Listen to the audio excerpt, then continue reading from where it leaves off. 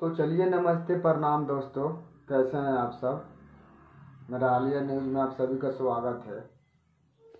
भाई लोग, बता दें कि अवधेश प्रेमी एकदम गर्दा कबाड़ दिए हैं सावन के गीत लेके।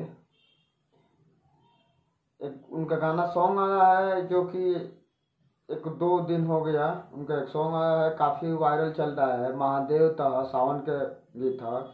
इस ट्रैक पे भोजपुरी भी काफ़ी वायरल हुआ था इस ट्रैक पे। और अभी काफ़ी दिन से काफ़ी दिनों से अवधेश प्रेमी एकदम मार्केट में छाए हुए हैं। और सावन में भी इनका एकदम काफ़ी गाना बज रहा है, महादेव तो है। आप लोग जिस भाई नहीं सुने हैं इस सॉन्ग को, तो एकदम अवधेश प्रेमी इंटरटेनमेंट पर ऑफिशियल पर रिलीज भइल बा। एकदम जाई जा भाई, ये गर्दा कबारी एकदम सावन में एकदम हिलाई जा। भोजपुरी में एकदम गर्दा तो अवधेश भाई कबरला ही बड़े हैं। एकदम सावन में भी इनका सॉन्ग आया है एकदम महादेवता। एकदम जबरदस्त वीडियो है भाई लोग, एकदम धुआं उड़ाई जा एकदम।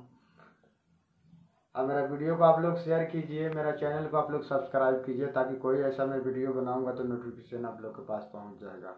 चलिए, इतना ही आज के लिए काफ़ी है भाई लोग।